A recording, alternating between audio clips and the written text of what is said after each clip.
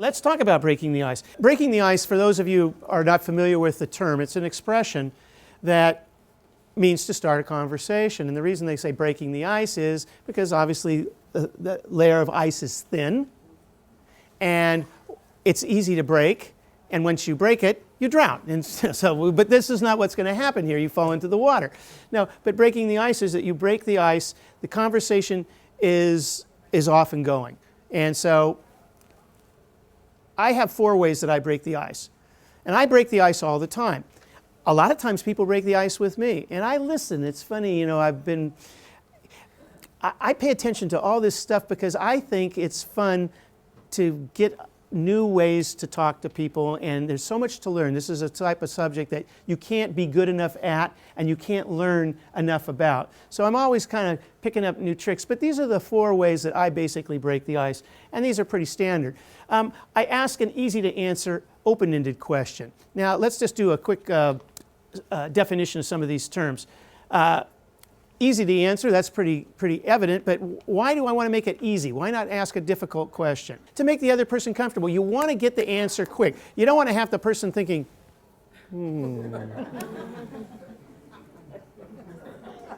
E equals... Could you repeat the question? Yeah, could you repeat the question? Yeah, right. No. So you want the person to respond a little bit faster than, but also difficult questions make people feel a little bit uncomfortable. Deborah, right? That's what she was saying. And of course, why do we want to have a fearless conversation? How do we have a fearless conversation? We want people to be comfortable. We want to be comfortable. So you keep it simple, you keep it easy. People start with the weather and think, I hate talking about the weather. But the weather is a topic that relates to a very large number of interests. It could be sports, outdoor sports, it could be travel, it could be all kinds of things. I'm not saying start with the weather, I'm just saying make it easy. Open-ended question. Let's do a quick definition between open and closed-ended questions. A closed-ended question is a short answer question. It's a yes or no question. It's, do you know the way to San Jose? Do you know where Music City is? Have you worked here for a long time? Yes, no. Easy to answer questions.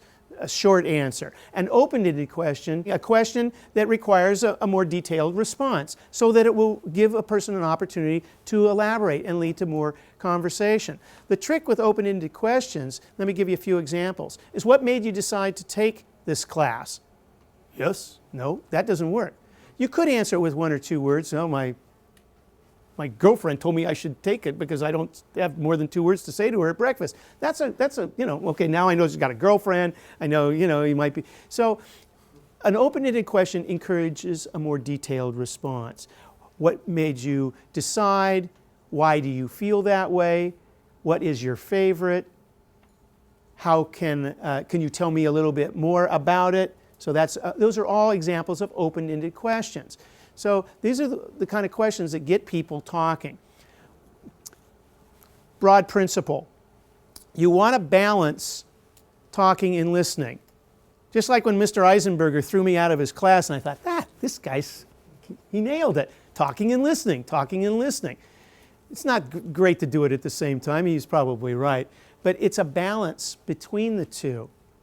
So remember, just asking questions isn't enough. You want to be able to reveal some information. And one of the ways that you reveal information, it's called self-disclosure.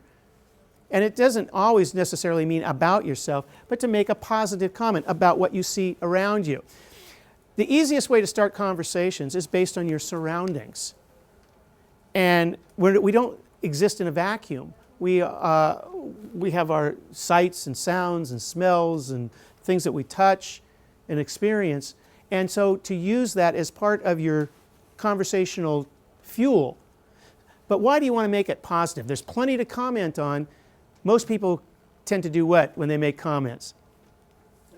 They tend to complain or focus on the what? They focus on the negative. Now, it's not that there's no lack of, there's plenty of negatives, so we can make a comment, but what's the problem with focusing on the negative? That can turn Steve? people off. It can turn people off. Why? The other problem with focusing on the negative is this. And we all know people like this. Of course, none of them are here. At least not as far as I know.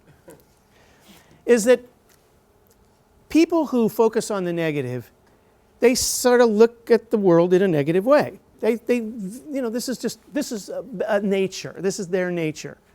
The problem is, if you're just meeting somebody for the first time and that person's complaining or just focusing on things that are not particularly pleasant or positive, pretty soon, as a stranger, you're meeting this person for the first time, how do you think that they're going to look at you? Same way. The same way. Now, whether they do or they don't, it almost doesn't matter. Because now you feel the person's pointing out all these things that are wrong with the world and this guy and that guy and the heats and that and this and that. And pretty soon you think, gosh, you know what? He's probably looking at me and thinking, his ties. And pretty soon what happens is people start to kind of move away. It makes people feel uncomfortable. Now you talk about fearless conversation, that ain't it.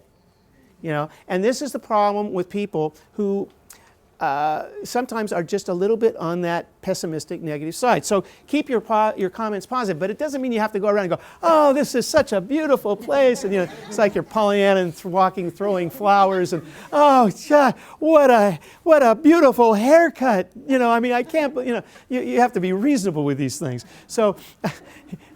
He does have a nice shaped head, though. You got to admit, people who can shave their head like that, you got to have a nice head.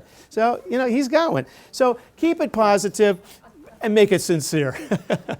Sincere compliments are really something that it has to be sincere, because if it comes across as cloying or phony, it just doesn't work. But what you're really doing is you're looking for the positive in people.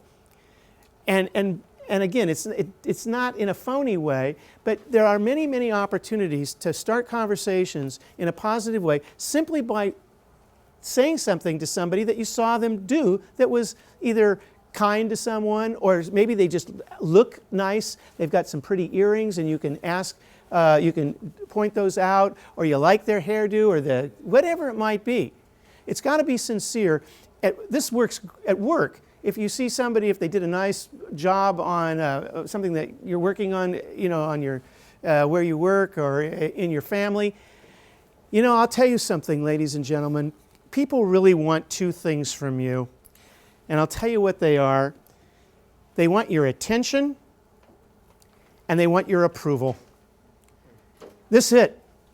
If you can give people those two things, you will make a lot of friends, and you will never have a problem with conversations again, I guarantee it. Because people are looking for these things, and they're hungry. Why? Because they don't get very much of it from people, particularly people they don't know, and particularly from people that they do know. So, it's again, focus on the positive with people, and you will see that the conversations will unfold in a natural way. Okay, finally, you can break the ice by simply referring to something that you heard someone say. I do this all the time. All the time. I could be standing in a subway car. I could be standing in a restaurant waiting to be seated. I could be standing on a street corner. You hear people talking all the time. If I hear somebody say something that catches my interest, I simply ask them a question about it, or make a comment, positive comment about it. I did that with you, Greg. You said, what was one of the interests that you said that you wrote your name down with? Dining and cooking. Dining and cooking.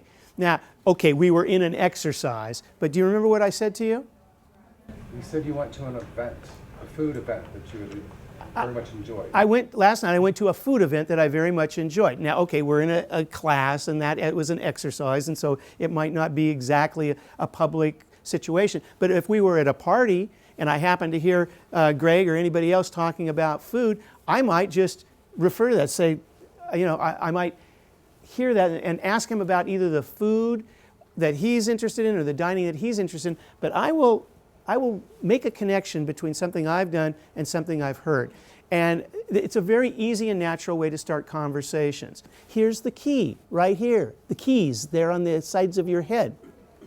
This is where it's at. Let me tell you what happens to many people who go into situations where they are not feeling fearless, where they are feeling a little bit uncomfortable. They're thinking in the wrong direction. Their focus and attention is in the wrong direction. It is focused this way. What am I going to say to that person if he comes up and talks to me? I don't know a soul in this room. What am I even doing here? I wish I was home watching TV and eating Cheetos. You know, I knew I should have taken that bowl of Captain Crunch with me. I'm starving and I want to go somewhere else. See, this is all thinking inward. And what I want you to do, and I'll take your question in just a moment, is I want you to refocus that. Now that's the arm folding exercise. It's a natural inclination for many people, especially if you're feeling a little shy or uncomfortable, is to focus outward. Because if you're focusing inward, you're not listening. You're not looking for all that conversational fodder that's out there, just waiting for you to pick it up. It's everywhere. You can start conversations about the pattern in this carpet if you really wanted to. If you had any interest in design, if you were in the hotel, motel management business, hospitality, I mean, I could go on and on. I could pick out anything in this room and develop it into a conversation. The artwork, the video camera, what people are wearing, it doesn't matter. It's all here for you. But you've got to focus on it, pay attention to it, and use it.